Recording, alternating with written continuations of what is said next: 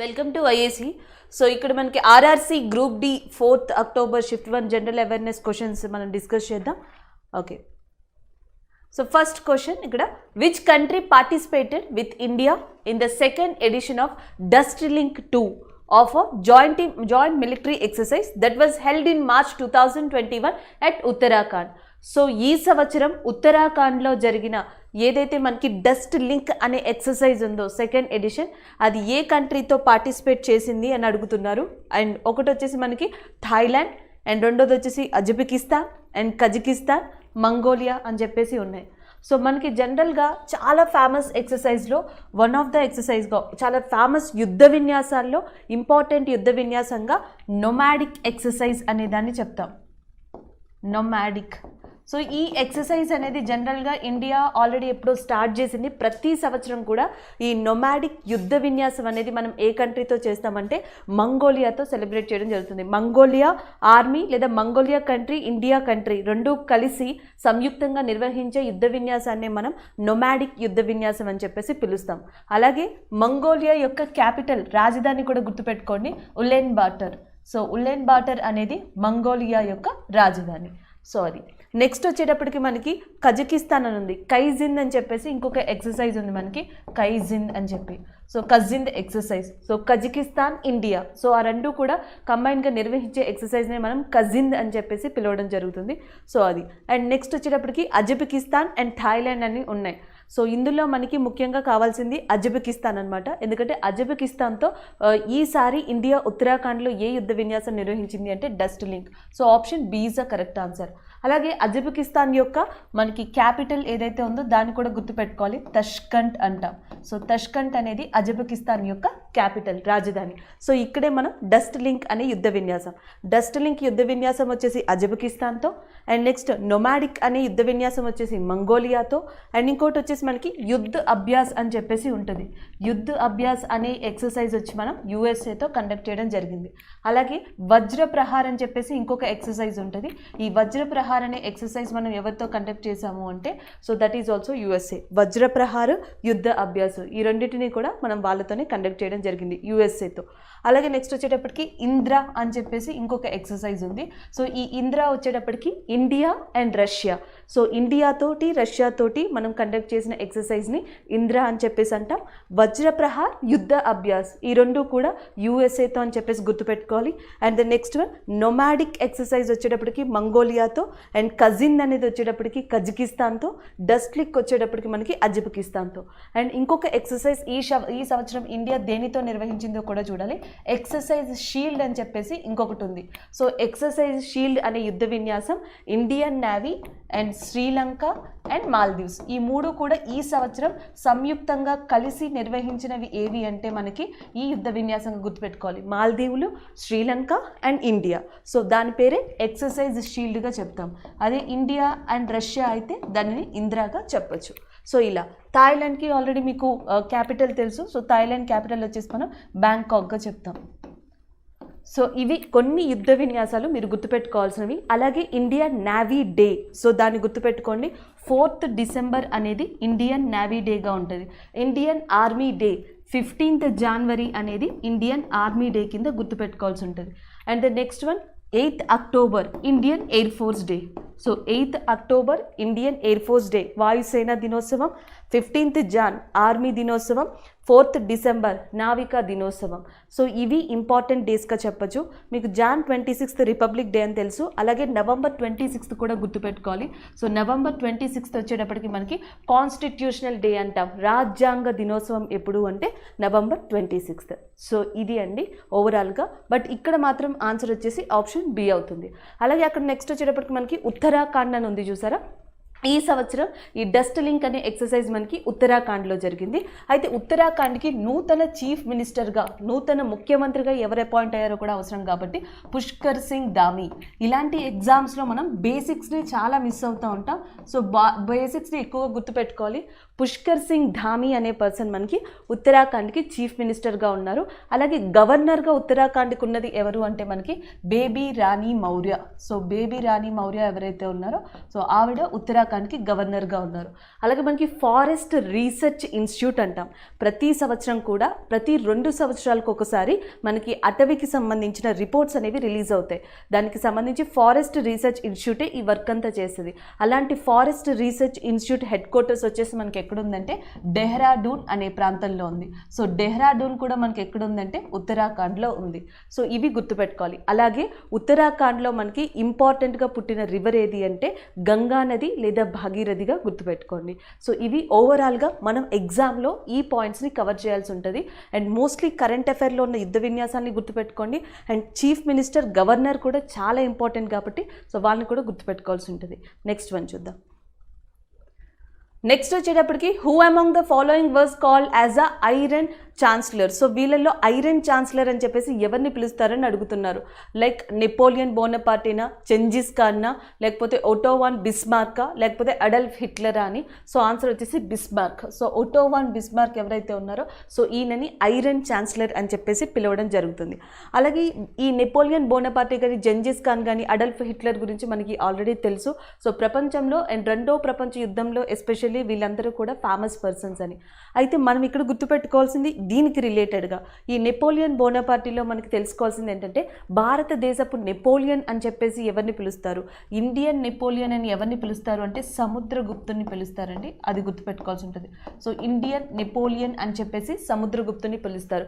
సుభాష్ చంద్రబోస్ 2వ ప్రపంచ యుద్ధ సమయంలో లేదా సుభాష్ చంద్రబోస్ 1940-45 మధ్యలో మనకి ఏ 2వ ప్రపంచ యుద్ధ నాయకుడిని కలుస్తారు లేదా ఎవరి వల్ల ఇన్స్పైర్ అవుతారు లేదా ఎవరి చేత ప్రభావించబడతారు అంటే అందులో వన్ ఆఫ్ ద పర్సన్గా అడల్ఫ్ హిట్లర్ని కూడా మనం చెప్పొచ్చు.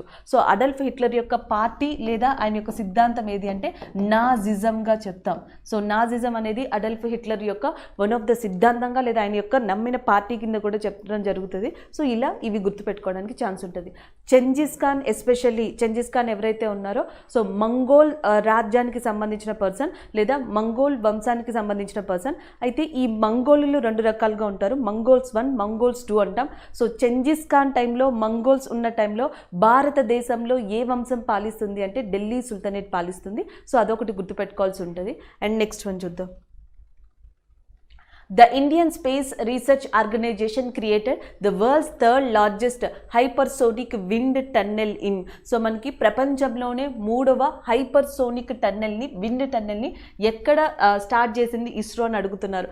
లైక్ జైసల్మీర్. సో జైసల్మీర్ అనే ప్రదేశం మనకి ఎక్కడుందంటే రాజస్థాన్లో ఉంది. లేదా గోక్రానా, తిరువనంతపురం, అహ్మదాబాద్ అని ఉన్నాయి. సో ఆన్సర్ వచ్చేసి Thiruvananthapuram is a correct answer.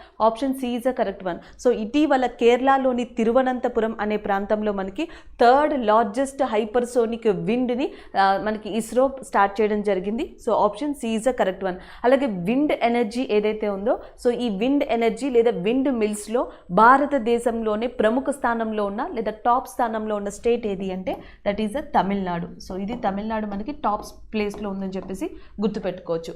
ఇది విండ్ ఎనర్జీలో. సో ఇది ఒకటి important. And then next one వచ్చేటప్పటికి ఇంటర్నేషనల్ సోలార్ అలయన్స్ అంటాం. అంతర్జాతీయ సౌర శక్తి కూటమి. ఇంటర్నేషనల్ సోలార్ అలయన్స్ యొక్క హెడ్ క్వార్టర్స్ అనేది ఎక్కడుంది అని అడగచ్చు. సో దీని యొక్క హెడ్ క్వార్టర్స్ వచ్చేసి మనకి ఇండియాలోనే ఉంది, Gurugram, which is located in హర్యానాగా చెప్పొచ్చు. అలాగే ఇస్రో యొక్క చైర్మన్ ఎవరు అంటే ఇస్రో యొక్క చైర్మన్ వచ్చేసి మనకి కె శివన్గా ఉన్నారు. సో ఇవి కొన్ని విండ్ ఎనర్జీకి సంబంధించి గుర్తుపెట్టుకోవాల్సినవి.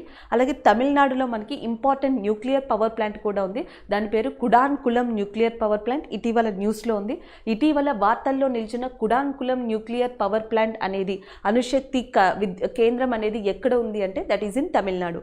ఎందుకంటే అదే న్యూక్లియర్ పవర్ ప్లాంట్లో ఇండియా త్వరలో ఇంకొక ప్రాజెక్ట్ని కూడా చేపట్టబోతుంది రష్యా యొక్క సహకారంతో. సో దానివల్ల అది న్యూస్లోకి రావడం జరిగింది. అండ్ ద నెక్స్ట్ వన్ చూద్దాం. Where is India's largest floating solar power plant with a capacity of 100 megawatts located. So మనకి ఇండియాలోనే largest solar floating power plant అనేది 100 మెగావాట్స్తో ఎక్కడ నిర్మించబోతున్నారు అని అడుగుతున్నారు. లైక్ ఒకటి వచ్చేసి మనకి Rewa in Madhya Pradesh area, Kutch in Gujarat area, Peddapalli in Telangana and next Kamuthi in Tamil Nadu అని ఉంది. ఆన్సర్ వచ్చేసి పెద్దపల్లి ఇన్ తెలంగాణ. సో త్వరలో మనకి ఎన్టీపీసీ యొక్క సహాయంతో పెద్దపల్లి తెలంగాణలో ఇండియాలోనే largest floating solar power plant 100 megawatts కెపాసిటీని ఇచ్చేదాన్ని నిర్మించబోతుంది. అండ్ అలాగే కచ్ ఏదైతే ఉందో భారతదేశంలోనే largest single solar power plant. ఇది ఫ్లోటింగ్ అండి, ఇది సోలార్ పవర్ ప్లాంట్. భారతదేశంలోనే మనకి లార్జెస్ట్ సింగిల్ సోలార్ పవర్ ప్లాంట్ని ఎక్కడ నిర్మించబోతుంది అంటే that is in Kutch in Gujarat. అదే ఫ్లోటింగ్ సోలార్ పవర్ ప్లాంట్ అంటే Peddapalli in Telangana. Floating national park, నీటి మీద తేలియాడే సౌర విద్యుత్ కేంద్రం అంటే మీరు తెలంగాణ అని చెప్తున్నారు, త్వరలో నిర్మించబోతుంది అని. అలాగే నీటి మీద తేలియాడే నేషనల్ పార్క్ లేదా జాతీయ పార్క్ ఏది అంటే కిల్బుల్ లామ్జోవా అని చెప్పేసి పిలుస్తాం. ఈ కిల్బుల్ లామ్జోవా అనేది మనకి దాని మీద ఏ వాటర్ మీద ఉంది అంటే మణిపూర్లో మనకి లోక్తక్ అనే దాని మీద ఉంది. ఇది కూడా గుర్తుపెట్టుకోవాల్సి ఉంటుంది. సో లోక్తక్ మీద మణిపూర్లో కీబుల్ లామ్జోవా అనే దాన్ని కట్టారు. నీటి మీద తేలియాడే జాతీయ పార్క్ అంటాం, ఫ్లోటింగ్ నేషనల్ పార్క్. అలాగే ఫ్లోటింగ్ స్కూల్ అనేది కూడా మనకి మణిపూర్లో అతి త్వరలో స్టార్ట్ చేయబోతున్నారు. అలాగే ఫ్లోటింగ్ పోస్ట్ ఆఫీస్ అని చెప్పేసి ఉంది. నీటి మీద తేలియాడే పోస్ట్ ఆఫీస్ భారతదేశంలోనే ఉంది, అది కూడా జమ్మూ అండ్ కాశ్మీర్లో ఉంది. దానిని ఏ నది మీద లేదా ఏ లేక్ మీద కట్టారు అంటే దాల్ సరస్సు అనే దాని మీద కట్టడం జరిగింది. ఇవి కొన్ని ఫ్లోటింగ్ కాన్సెప్ట్కి సంబంధించినవి. Floating solar power plant Tamil Nadu, floating national park Manipur, floating school త్వరలో రాబోతుంది, అది కూడా మణిపూర్లో లోక్తక్ మీద. అండ్ ఫ్లోటింగ్ పోస్ట్ ఆఫీస్ అనేది జమ్మూ కాశ్మీర్లోని దాల్ లేక్ మీద ఉంది. సో దాల్ లేక్ అనేది మంచినీటి సరస్సా ఉప్పు నీటి సరస్సా అంటే ఇది మంచినీటి సరస్సు. జమ్మూ కాశ్మీర్లో 2 మంచినీటి సరస్సులు ఉన్నాయి. ఒకటి ఉల్లార్ లేక్ అంటారు అండ్ రెండోది వచ్చేసి మనకి దాల్ లేక్ అంటారు. నెక్స్ట్ వన్ చూద్దాం. Okay, the next question. The Gulf of Bothnia is situated between 2 countries. One of them is Finland and which is the another country అని అడుగుతున్నారు. సో గల్ఫ్, సో మీకు తెలియాల్సింది ఒకటి గల్ఫ్ అనేది అండ్ రెండోది వచ్చేసి మనకి స్ట్రైట్ అనేది. ఈ 2 పదాలు మనకి చాలా ఇంపార్టెంట్ అని చెప్పొచ్చు. సో స్ట్రైట్ అంటే తెలుగులో మనకి జలసంధి అని చెప్పేసి పిలవచ్చు. గల్ఫ్ అంటే అర్థం అఖాతం అని చెప్పేసి కూడా పిలవచ్చు. గల్ఫ్ వచ్చేటప్పటికి ఏంటి అంటే మనకి ఆ నారో ల్యాండ్ అంటాం, ఒక నారో ల్యాండ్ అనేది ఏర్పడుతుంది. సో ఒక గ్యాప్ అనేది ఏర్పడుతుంది నార్మల్గా చెప్పాలంటే. అది ఎందుకు అంటే ప్లేట్ టెక్టానిక్స్, ఖండ చలనాల వల్ల సో ఇలాంటివి ఏర్పడతాయని చెప్పొచ్చు. ఫర్ ఎగ్జాంపుల్ మనకి జనరల్గా ఇదంతా నేల అనుకుంటే ఇక్కడంతా కూడా సముద్రం ఉంది, ఇదంతా కూడా సర్ఫేస్ అనుకుంటే సో ఏమవుతుంది అంటే ఈ నీరు కోత కొయ్యడం వల్ల, ఈ వాటర్ ఎరోడ్ చేయడం వల్ల సో మనకి ఇలా 2 ల్యాండ్ ఫార్మ్స్ మధ్య ఒక గ్యాప్ అనేది ఏర్పడుతుంది. The gap which is created because of a water erosion and because of a water erosion or other kind of things. So అలాంటి గ్యాప్ని అలాంటి దానిని ఏమని పిలుస్తారు అంటే గల్ఫ్ అని చెప్పేసి పిలుస్తారు. స్ట్రైట్ అంటే 2 ల్యాండ్స్ని కానీ 2 వాటర్స్కి మధ్య కానీ ఒక నారో ఛానల్ కనుక ఉంటే దానిని ఏమని పిలుస్తాము అంటే స్ట్రైట్ లేదా జలసంధి అంటాం. ఫర్ ఎగ్జాంపుల్ మీకు ఆల్రెడీ తెలుసు. సో ఇలా చూసుకుంటే ఇది శ్రీలంక అంటాం అండ్ ఇది వచ్చేసి మనకి ఇండియా అంటాం. సో తమిళనాడుకి శ్రీలంకకి మధ్యలో ఏదైతే మనకి ఈ వాటర్ బాడీ కనెక్ట్ చేసి ఉందో సో దీనిని జలసంధి అంటాం. జలసంధి అంటే రెండింటి మధ్యలో అది కలపడం అనండి విడగొట్టడం అనండి, 2 వాటర్ బాడీస్కి మధ్యలో కానీ 2 నేలలకి మధ్యలో కానీ ఉంటే సో దానిని జలసంధి లేదా స్ట్రైట్ అని పిలవచ్చు. సో ఇదే స్ట్రైట్ని మనం ఏమని పిలుస్తాము అంటే పాక్ స్ట్రైట్ లేదా పాక్ జలసంధి అని చెప్పేసి పిలవడం జరుగుతుంది. అంటే తమిళనాడుకి శ్రీలంకకి, ఇండియాకి శ్రీలంకకి మధ్యలో ఉన్నదాన్ని పాక్ స్ట్రైట్ అని చెప్పేసి పిలుస్తారు. అయితే మీరు జనరల్గా ఇండియాని చూస్తే ఇటువైపు వచ్చేసి మనకి వెస్ట్ బెంగాల్, ఇటువైపు వచ్చేసి నార్త్ ఈస్ట్ ఇండియా ఉంటుంది. అయితే ఇక్కడ ఉన్నదంతా కూడా మనకి సముద్రమే కాబట్టి సో ఇదంతా కూడా అంటే మనకి మీరు ఇదంతా చూసుకుంటే ఇది మొత్తం కూడా సముద్రం అని చెప్పచ్చు. 2 ల్యాండ్స్కి మధ్య ఏదైతే అఖాతం ఏర్పడిందో సో దీనినే మనం గ్యాప్ ఏర్పడిందో అఖాతం అని పిలుస్తున్నాం కదా. The gap between the 2 lands are the gap between the 2 surfaces is called as a gulf. Broad gap అంటాం, చాలా పెద్దది వస్తుంది అనమాట. సో దానినే మనం గల్ఫ్ అని పిలుస్తాం. సో అలా గల్ఫ్ ఆఫ్ మన్నార్ అంటాం చూసారా. సో గల్ఫ్ ఆఫ్ మన్నార్ కానీ గల్ఫ్ ఆఫ్ పాక్ కానీ ఇక్కడే ఉంటాయి. సో ఒకటి గల్ఫ్ ఆఫ్ మన్నార్ అని పిలవచ్చు, ఇంకొకటి వచ్చేసి గల్ఫ్ ఆఫ్ పాక్ అని చెప్పేసి పిలుస్తారు. ఈ రెండు కూడా ఏ సముద్రానికి సంబంధించినవి అంటే బే ఆఫ్ బెంగాల్కి సంబంధించినవిగా గుర్తుపెట్టుకోవచ్చు. ఇది ఎక్స్ప్లెనేషన్. అలాంటిది ఫిన్లాండ్ అనే ఒక సర్ఫేస్కి అండ్ వేరే కంట్రీ యొక్క సర్ఫేస్కి మధ్యలో ఉండే గల్ఫ్ ఆఫ్ బొటానియా అనే దాని గురించి అడుగుతున్నారు. అంటే ఈ గల్ఫ్ ఆఫ్ బొటానియా అనేది ఒకవైపు వచ్చేటప్పటికి మనకి ఫిన్లాండ్ అనేది ఉంది, ఈ బోత్నియాకి ఐఎమ్ సో సారీ ఒకటి ఫిన్లాండ్ ఉంది, దాని తర్వాత ఏ కంట్రీ ఉంది అని అడుగుతున్నారు. డెన్మార్కా, రష్యానా, స్వీడనా, నార్వే అని. సో ఆన్సర్ వచ్చేసి స్వీడన్. అంటే స్వీడన్కి ఫిన్లాండ్కి మధ్యలో ఏదైతే మనకి గ్యాప్ ఏర్పడిందో వాటర్ వల్ల కావచ్చు, పెద్ద లార్జ్ సీ బాడీ వల్ల కావచ్చు, దానిని మనం గల్ఫ్ ఆఫ్ బోత్నియా అని చెప్పేసి పిలుస్తున్నాం. అలాగే ఇంకొక గల్ఫ్ ఉంది మనకి, సో దాని పేరు గల్ఫ్ ఆఫ్ పర్షియా అంటారు. సో ఒకటి గల్ఫ్ ఆఫ్ పర్షియా అండ్ ఇంకొకటి వచ్చేసి మనకి గల్ఫ్ ఆఫ్ ఒమన్ అంటారు. సో గల్ఫ్ ఆఫ్ పర్షియాకి గల్ఫ్ ఆఫ్కి మధ్యలో మనకి ఒక జలసంధి ఉంటుంది. సో జలసంధిని మనం ఇంగ్లీష్లో ఏమని పిలుస్తున్నాము అంటే స్ట్రైట్ అని చెప్పి పిలుస్తున్నాం కదా. సో ఈ స్ట్రైట్ని ఏమని పిలుస్తారు అంటే స్ట్రైట్ ఆఫ్ హార్మోజు అని చెప్పేసి పిలుస్తారు, లేదా హార్మోస్ అని పిలుస్తారు. సో స్ట్రైట్ ఆఫ్ హార్మోస్ దేనిని కలుపుతుంది అంటే ఒకటి గల్ఫ్ ఆఫ్ పర్షియా అనే దాన్ని, ఇంకొకటి గల్ఫ్ ఆఫ్ ఒమన్ అనే దాన్ని. సో ఇవి గుర్తుపెట్టుకోవాల్సిన బిట్స్ అండి. గల్ఫ్ ఆఫ్ పర్షియాని గల్ఫ్ ఆఫ్ ఒమాన్ని కలిపేది Hormuz and next gulf of Mannar, gulf of Palk అనేవి బే ఆఫ్ బెంగాల్కి చెందుతాయి అండ్ పాక్ స్ట్రైట్ అనేది India and as well as శ్రీలంకని విడదీస్తుంది, లేదా ఇండియా శ్రీలంకకి మధ్యలో ఉంది. ఫిన్లాండ్కి and as well as next వచ్చేటప్పటికి మనకి స్వీడన్కి మధ్యలో ఉన్నది ఏది అంటే గల్ఫ్ ఆఫ్ బోత్నియా అనేది. అండ్ ప్రపంచంలో one of the largest gulf, అతిపెద్ద గల్ఫ్ కింద దేన్ని చెప్తాము అంటే గల్ఫ్ ఆఫ్ మెక్సికో అనే దాన్ని చెప్తాం. So gulf of Mexico is one of the largest gulf in the వరల్డ్గా కూడా కన్సిడర్ చేస్తారు. ఇవి ఇంకా బే అని ఉంటుంది, బే కూడా ఇలాంటిదే, గల్ఫ్, బే, స్ట్రైట్. సో ఇవన్నీ ఇందులో యూజ్ చేసే పదాలు. ప్రపంచంలో వన్ ఆఫ్ ద పెద్ద బే కింద దేన్ని కన్సిడర్ చేస్తామంటే బే ఆఫ్ పిగ్స్ అంటాం. సో దానిని కన్సిడర్ చేయడం జరుగుతుంది. క్యూబా దగ్గర ఉంటుంది బే ఆఫ్ పిగ్స్ అనేది. ఇది ప్రపంచంలో అతిపెద్ద బే కింద, అతిపెద్ద గ్యాప్ కింద దీన్ని కన్సిడర్ చేస్తాం. గల్ఫ్ ఆఫ్ మెక్సికో అతిపెద్ద అగాధం and straight of Hormuz and straight of Pak. So ఇవి కొన్ని గుర్తుపెట్టుకోండి. ఆన్సర్ మాత్రం ఇక్కడ స్వీడన్. అలాగే స్వీడన్ యొక్క క్యాపిటల్ ఏది అంటే మనకి స్టాక్ హోల్మ్ కింద చెప్తాం. సో స్టాక్ హోల్మ్ అనేది స్వీడన్ యొక్క క్యాపిటల్. అలాగే ఫిన్లాండ్ ఉంది చూసారా, ఈ సంవత్సరం వరల్డ్ హ్యాపీనెస్ ఇండెక్స్ అని చెప్పేసి ఒకటి రిలీజ్ అయింది. ప్రపంచ హ్యాపీనెస్ సూచికలో ద టాప్ కంట్రీ ఇన్ 2021గా ఉన్నది ఏది అంటే దట్ ఈజ్ ఫిన్లాండ్గా చెప్పచ్చు. సో దాన్ని అలా గుర్తుపెట్టుకోండి. The first country or the top country in the world happiness index is Finland. Next one చూద్దాం. Which country developed its most powerful supercomputer Simorg? So actually Simorgh అనేది ఇటీవల వార్తల్లోకి వచ్చింది. అది ఎవరు డెవలప్ చేశారు? Singapore, Turkey, Indonesia, Iran. మీకు ఇంతకు ముందర చూసుకుంటే, కొన్ని రోజులకు ముందరకు చూసుకుంటే మనకు ఒక సూపర్ కంప్యూటర్ న్యూస్లో ఉంది, దాని పేరు ఫుగుకు. సో ఫుగుకు అనేది ఒకటి ఉంది మనకి. ఇది వచ్చేసి జపాన్ కంట్రీ ఏదైతే ఉందో జపాన్ కంట్రీ యొక్క మోస్ట్ పవర్ఫుల్ సూపర్ కంప్యూటర్గా చెప్తున్నారు ఫుగుకు అనే దాన్ని. దీన్ని బీట్అవుట్ చేయడానికి ఇప్పుడు ప్రపంచంలోనే మోస్ట్ సూపర్ పవర్ఫుల్ కంప్యూటర్ని సిమోర్గ్ అనే దాన్ని డెవలప్ చేసింది ఎవరు అంటే Iran. So option D is the correct answer. Simorgh అనేది ఇరాన్కి సంబంధించింది. ఫుగుకు అనేది ఇటీవల వార్తల్లో నిలిచింది. ప్రపంచంలోనే మోస్ట్ అడ్వాన్స్డ్ అదే సూపర్ కంప్యూటర్గా అది జపాన్ కంట్రీకి సంబంధించింది. అండ్ ద నెక్స్ట్ వన్ చూద్దాం. Which country successfully launched the Ocean Observation Satellite and Hayang 2D? So Hayang 2D అనే దాన్ని ఎవరు లాంచ్ చేశారు అని అడుగుతున్నారు. So that is China. So Haiyang 2D అనేది దేనికంటే ఓషన్ అబ్జర్వేషన్ కోసం సో దీన్ని లాంచ్ చేయడం జరిగింది, సముద్రంలో వాటిని పరిశీలించడం కోసం. అలాగే చైనాకి సంబంధించిన ఇంకొక శాటిలైట్ పేరు తయాన్వెన్ 1. సో తయాన్వెన్ 1 అనేది కూడా మనకి చైనాకి సంబంధించిందే. అండ్ ఇది వచ్చేసి మార్స్ అంటాం కదా, లేదా అంగారకుడు. సో మార్స్ మీదకి చైనా పంపిన శాటిలైట్ తయాన్వెన్ 1గా చెప్పొచ్చు.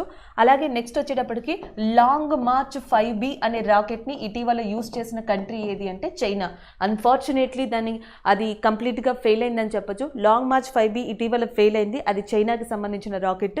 అండ్ తయాన్వెన్ 1 అనేది కూడా చైనాకి సంబంధించిందే, మార్స్ మీదకి పంపిందిగా చెప్పొచ్చు. అలాగే చైనాకి సంబంధించిన ఇంకొకటి హయాంగ్ 2D. సో ఇది మనకి ఓషన్ అబ్జర్వేషన్ శాటిలైట్గా చెప్పొచ్చు. అండ్ ద నెక్స్ట్ వన్ చూద్దాం. Next Nuakhai a social festival belongs to which state of India. So కొంచెం పేరు డిఫికల్ట్గా ఉంది, కానీ నువాఖై అని పేరు చూడగానే మనకి వెంటనే ఈ స్టేట్స్లో అస్సాం కనిపిస్తూ ఉంటుంది, ఇలాంటి నేమ్స్కి కొంచెం దగ్గరగా ఉండేది అని చెప్పేసి. బట్ నువాఖై అనే ఫెస్టివల్ ఎక్కడ సెలబ్రేట్ చేస్తారంటే Odisha. Option C is a correct answer. జనరల్గా మనకి ఏం తెలుసు, ఒడిస్సాలో మనకి పూరి జగన్నాథ్ యాత్ర కానీ, లేకపోతే నెక్స్ట్ వచ్చేసి రుకునా రథ్ అనే యాత్ర కానీ ఇలాంటివి జరుపుతారంట. అక్కడ చాలా ఫేమస్ రుకునా రథ్, పూరి జగన్నాథ్ యాత్ర, లేకపోతే పీతా ఆన్ వీల్స్, ఇలాంటి యాత్రలన్నీ, ఇలాంటి పండుగలన్నీ మనకి ఒడిస్సాలో సెలబ్రేట్ చేస్తారు. సో దాంతోపాటు అక్కడ లోకల్ ఫెస్టివల్గా మనకి నువాఖై అనే దాన్ని చెప్పడం జరుగుతుంది, సోషల్ ఫెస్టివల్గా. So option C is a correct one. అలాగే ఒడిస్సా యొక్క చీఫ్ మినిస్టర్ ఆల్రెడీ మీకు తెలుసు, నవీన్ పట్నాయక్ గారు ఒడిస్సా యొక్క చీఫ్ మినిస్టర్గా ఉన్నారు. అండ్ గణేషి లాల్ గారు ఒడిస్సా యొక్క గవర్నర్గా ఉన్నారు. అలాగే అస్సాంలో చాలా ఫేమస్ ఫెస్టివల్గా దేన్ని చెప్పొచ్చు అంటే బిహుని చెప్పొచ్చు. ఎందుకంటే తమిళనాడు అనగానే మనకి వెంటనే గుర్తొచ్చేది ఏది అంటే పొంగల్ కానీ జల్లికట్టు కానీ ఇవన్నీ తమిళనాడులో చాలా ఫేమస్. సో అలాగే మనకి సంక్రాంతి తమిళనాడుకి పొంగల్, కేరళకి ఓణం ఎలాగో అస్సాంకి బిహు ఫెస్టివల్ అలాగా, మాఘ బిహు, పోడు బిహు, ఇలాంటి బిహు ఫెస్టివల్స్ అన్ని అస్సాంలో సెలబ్రేట్ చేస్తారు. సో అవి మనం ఇంపార్టెంట్గా గుర్తుపెట్టుకోవాల్సినవి. నెక్స్ట్ వన్ చూద్దాం. Which organization developed artificial intelligence based tool called Atman Artificial for detecting COVID-19 from chest X-ray?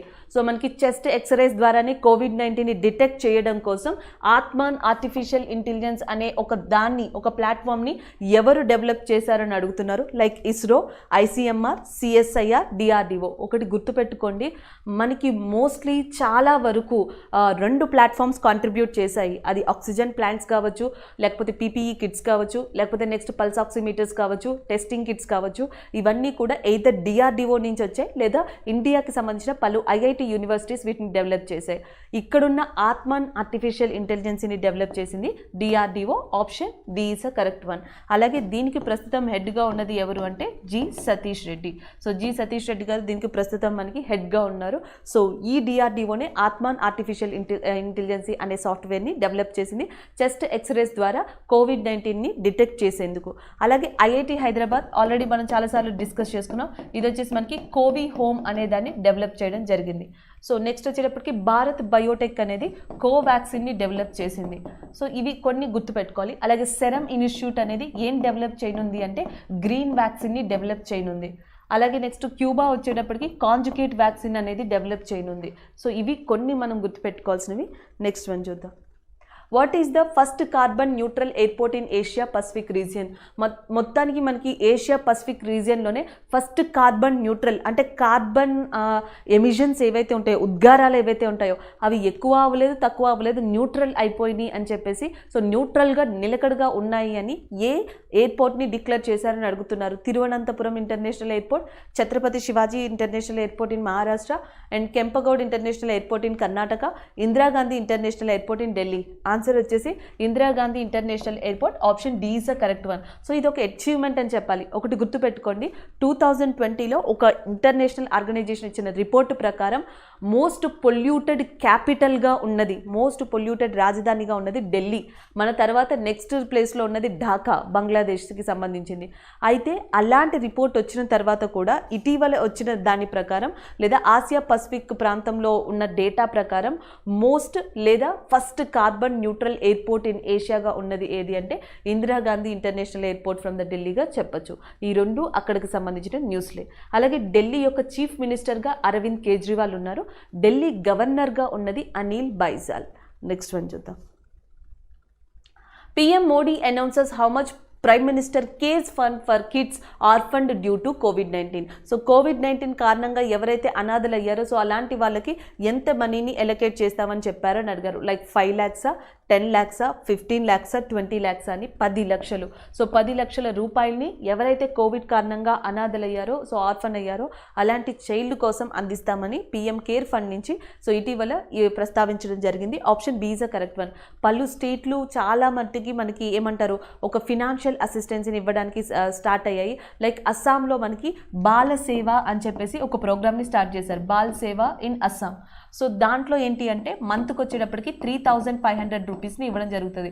3,500 రూపాయలని వాళ్ళు ఇస్తారు. సో ఆ పర్సన్కి ఎవరైతే ఆర్ఫన్ అయిపోయారో ఆ పర్సన్ 21 ఇయర్స్ వచ్చిన తర్వాత ఆయనకంటూ కొంత అమౌంట్ని, ఇప్పుడైతే 7,84,000 అని చెప్పేసి ప్రకటించారు. సో ఆ 7,84,000ని 21 ఇయర్స్ కంప్లీట్ అయిపోయిన తర్వాత ఆ పర్సన్కి ఇస్తారు. అప్పటి వరకు కూడా సో దాన్ని ఎఫ్డి కింద వేసి దాని మీద వచ్చే 3,500 రూపాయలు ఏవైతే ఉంటాయో సో అవి బాలసేవ పథకం కింద ఎవరైతే కంప్లీట్గా పేరెంట్స్ మదర్ అండ్ ఫాదర్ని కోల్పోయారో అలాంటి వాళ్ళకి ఇస్తామని అస్సాం చెప్పింది.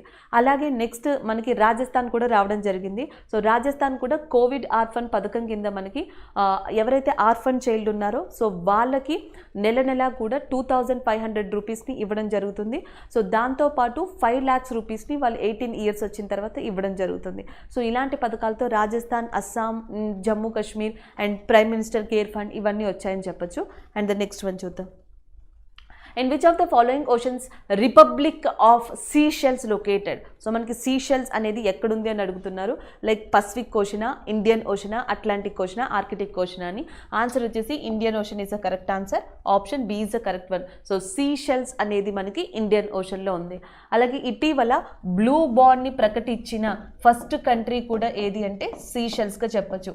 సో జనరల్గా మనకి ఏదైతే ఆర్థిక పరంగా లావాదేవీలు చేసినప్పుడు బాండ్స్ అనేవి ఇష్యూ చేయడం జరుగుతుంది ఆ సెక్యూరిటీ కోసం. అలాగే ఏదైతే సముద్ర మార్గం ద్వారా ఎక్కువగా ఏదైతే ఆర్థిక లావాదేవీలు చేస్తారో సో అక్కడ బ్లూ బాండ్స్ అనే సిస్టమ్ని వాడుతూ ఉంటారు. అలాగే ఇండియన్ ఓషన్ మొత్తం రీజియన్లో కూడా బ్లూ బాండ్స్ని ఫస్ట్ టైం ఇంట్రడ్యూస్ చేసిన కంట్రీ ఏది అంటే republic of Seychelles. And the next one చూద్దాం. అలాగే పసిఫిక్ ఓషన్ని ఏమని పిలుస్తారు అంటే రింగ్ ఆఫ్ ఫైర్ అని చెప్పేసి పసిఫిక్ ఓషన్ని పిలవడం జరుగుతుంది, రింగ్ ఆఫ్ ఫైర్ అని. అలాగే ఏ ఓషన్ ఎస్ షేప్లో ఉంటుంది అంటే అట్లాంటిక్ ఓషన్. మనకి అట్లాంటిక్ ఓషన్ ఎస్ షేప్లో ఉంటుంది. ఎందుకంటే ఇటు మీరు చూసుకుంటే నార్త్ అమెరికా ఉంటుంది, ఇటు మనకి సౌత్ అమెరికా ఉంటుంది, ఇటు వచ్చేసి యూరప్ ఉంటుంది, ఇటు వచ్చేసి మనకి ఆఫ్రికా ఉంటుంది. అయితే వీటి మధ్యలో మనకి అట్లాంటిక్ ఓషన్ ఇలా కనిపిస్తుంది. సో అటు యూరప్కి and as well as next ఆఫ్రికాకి అండ్ అమెరికాకి మధ్యలో ఎస్ షేప్లో ఉండే ఓషన్ ఏది అంటే అట్లాంటిక్ ఓషన్గా మనం చెప్పచ్చు. Next one, which give evidences of evolutionary relationship. So ఏవి మనకి కరెక్ట్గా పరిణామక్రమ సంబంధాన్ని చెప్తాయని అడుగుతున్నారు. రాక్సా, ocean Bedsa, river Bedsa, ఫాజిల్సా. So fossils ఏవైతే ఉన్నాయో శిలాజాలు, సో ఇవి చెప్తాయి పరిణామక్రమ సిద్ధాంతాలు ఏవైతే ఉన్నాయో సో శిలాజాల నుండి మనం తెలుసుకోవడం జరుగుతుంది. Option D is the correct answer.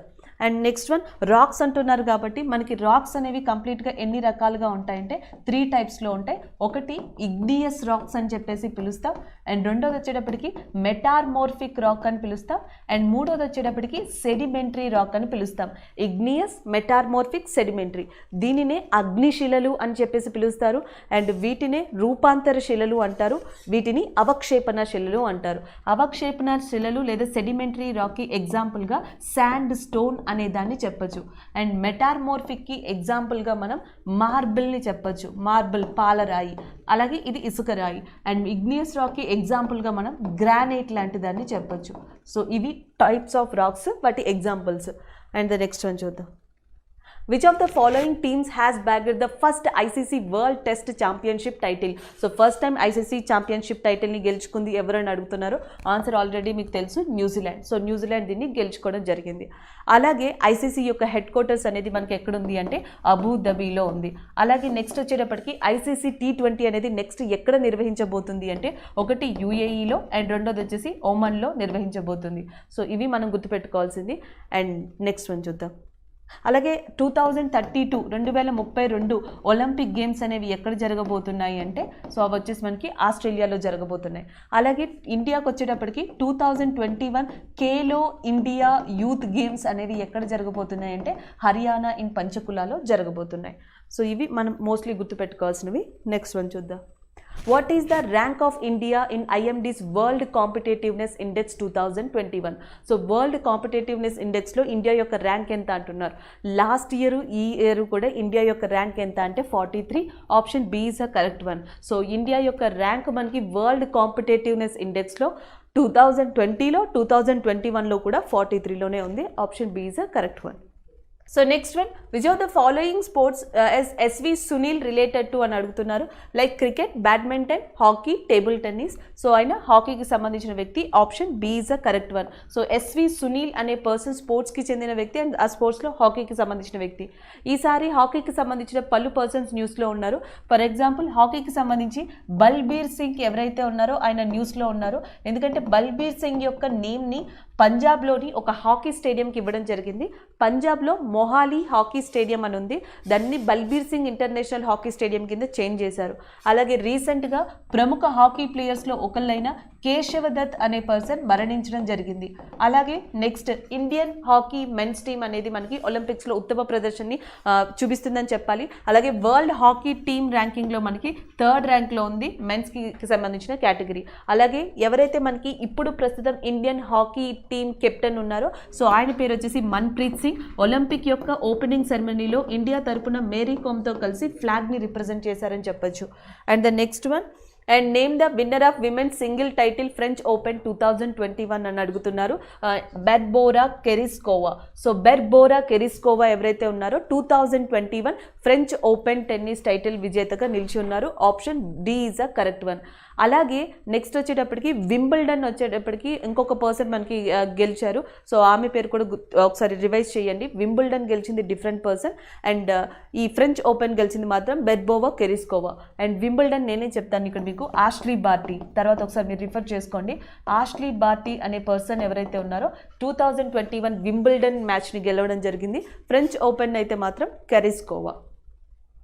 Next one, which two words were added the preamble of the constitution by 42nd amendment act 1976? 42వ సవరణ చట్టం ద్వారా 1976లో ఏ పదాలు మనకి యాడ్ చేయబడ్డాయని అడుగుతున్నారు. ప్రియంబుల్ అంటే ప్రవేశికే కదా. సో అందులో మనకి sovereign, socialist, secular, democratic, republic అని చెప్పేసి ఉంటాయి. భారతదేశ సార్వభౌమాధికారాన్ని, సామాజిక తత్వాన్ని ఏవైతే ఉంటాయో సోదరత్వాన్ని, సమానత్వాన్ని, సో ఇలాంటివన్నీ పదాలు ఉంటాయి కదా. సో కొన్ని వాటిని మనం ఒక్కొక్క కంట్రీ నుంచి ఇన్స్పైర్ అయి తీసుకోవడం జరిగింది. అయితే దాంట్లో సోషలిస్ట్, సెక్యులర్ అని ఏవైతే పదాలు ఉన్నాయో వీటిని 42nd అమెండ్మెంట్ యాక్ట్ 1976 ద్వారా యాడ్ చేయడం జరిగింది. కాబట్టి option A is a correct answer. కొన్ని తర్వాత యాడ్ చేయడం జరిగింది. లైక్ ఫండమెంటల్ డ్యూటీస్ అనేవి తీసుకున్నారనుకోండి. ఫండమెంటల్ డ్యూటీస్ని స్వర్ణ సింగ్ కమిషన్ ఏదైతే ఉందో స్వర్ణ సింగ్ కమిషన్ రికమెండేషన్ మేరకు మనకి ఫండమెంటల్ డ్యూటీస్ లేదా ప్రాథమిక విధుల్ని రాజ్యాంగంలో చేర్చారు. అండ్ రాజ్యాంగంలో చేర్చినప్పుడు 10ని మాత్రమే చేర్చడం జరిగింది. దాని తర్వాత 2002 సంవత్సరంలో మనకి 86th అమెండ్మెంట్ యాక్ట్ ద్వారా 86వ సవరణ చట్టం ద్వారా మనకి 11వ ఫండమెంటల్ డ్యూటీని కూడా యాడ్ చేశారు. సో అలా చాలా ఫండమెంటల్ డ్యూటీస్ కావచ్చు, చాలా వాటిని మనకి అలా యాడ్ చేయడం జరిగింది లేటర్గా. అయితే ఫండమెంటల్ డ్యూటీస్ మనకి ఆర్టికల్ ఎంత అంటే ఆర్టికల్ 51A కూడా గుర్తుపెట్టుకోండి. అండ్ ద నెక్స్ట్ వన్ చూద్దాం. Babur made his first raid into India అని అడుగుతున్నారు. సో బాబర్ ఫస్ట్ మనకి 1590లో వచ్చారు. ఎందుకంటే ఇబ్రహీం లోడీ ఎవరైతే ఉన్నారో సో ఇబ్రహీం లోడీ యొక్క ఈ దురాక్రమణని ఎదుర్కోవడానికి అని చెప్పేసి మనకి ఇబ్రహీం లోడీకి సంబంధించిన పర్సన్స్ కానీ లేకపోతే ఇబ్రహీం లోడీకి ఉన్న అపోజిట్ పర్సన్స్ కానీ బాబర్కి చెప్పడం జరుగుతుంది. సో బాబర్ ఫస్ట్ మనకి పాకిస్తాన్ దగ్గర ఉన్న సింధు, ముల్తాన్ ప్రాంతానికి, దాని తర్వాత నేరుగా అక్కడి నుంచి పంజాబ్కి, దాని తర్వాత అక్కడి నుంచి హర్యానాలోని పానిపట్టుకి చేరుకుంటారు. సో పానిపట్టులో 1526లో బాబర్, ఇబ్రహీం లోడీకి మధ్య పానిపట్టు యుద్ధం జరుగుతుంది. అది మొదటి పానిపట్టు యుద్ధంగా కన్సిడర్ చేస్తారు. మొదటి పానిపట్టు యుద్ధంలో బాబర్ ఇబ్రహీం లోడీని ఓడించి మొఘల్ డైనాసిటీని స్థాపిస్తారు. 1527లో మనకి కన్వర్ వార్ ఏదైతే ఉందో సో కన్వర్ వార్ని కూడా చేయడం జరుగుతుంది. సో దాని తర్వాత ఎవరైతే మనకి బాబర్ ఉన్నారో 1528 అండ్ 29లో కూడా ఆఫ్ఘనిస్తాన్తో, నెక్స్ట్ వచ్చేసి మనకి ఎవరైతే ఈ కొంతమంది బెంగాల్స్ ఉన్నారో వాళ్ళతోటి, లేకపోతే మిదిని రాయ్తోటి, ఇలాంటి వాళ్ళతో 1529 వరకు పోరాడడం జరుగుతుంది. 1530లో బాబర్ చనిపోతారు. బాబర్ యొక్క సమాధి అనేది మనకి ఎక్కడ ఉందంటే ప్రస్తుతం కాబూల్ అనే ప్రదేశంలో ఉంది బాబర్ యొక్క సమాధి. And the next one, Babur యొక్క ఆటోబయోగ్రఫీని పేరు వచ్చేసి మనకి తుజ్కి ఈ బాబరీ అంటాం. దాన్ని పర్షియన్ లాంగ్వేజ్లో మనకి బాబర్ నామాగా ట్రాన్స్లేట్ చేశారు అబ్దుల్ రహీం. బాబర్ నామాని ట్రాన్స్లేట్ చేసింది అబ్దుల్ రహీం. అండ్ టర్కిష్ భాషలో ఆటోబయోగ్రఫీని రాసింది బాబర్, తుజ్కి ఈ బాబరీ అని చెప్పేసి. అది బాబర్ గురించిన మెయిన్ ఇన్ఫర్మేషన్. సో ఆన్సర్ వచ్చేసి మనకి ఆప్షన్ ఏ అవుతుంది. That is 1519. భారతదేశంలోకి ఫస్ట్ వచ్చింది 1519లో. అది పాకిస్తాన్ అప్పుడు మందే కాబట్టి కన్సిడర్ ఇలాగే చేయాలి. సింధు, ముల్తాన్ ప్రాంతానికి వచ్చారు. దాని తర్వాత 1526 హర్యానాలోని పానిపట్టుకు రావడం జరిగింది. దాని తర్వాత ఢిల్లీలో రాజధానిగా మొఘల్ డైనాసిటీని స్థాపించారు. అండ్ దాని తర్వాత మనకి కన్వర్ యుద్ధం అనేది చేయడం జరిగింది. తర్వాత 1527 కావచ్చు అండ్ 1528 కావచ్చు, అటు బెంగాల్, బీహార్ లాంటి ప్రాంతాలని, మధ్యప్రదేశ్ లాంటి ప్రాంతాల్లో బాబర్ దాడులు చేయడం జరిగింది. చివరిగా 1530లో బాబర్ మనకి కాబూల్లో చనిపోయారు. సో ఇది బాబర్కి సంబంధించిన ఇన్ఫర్మేషన్. Thank you.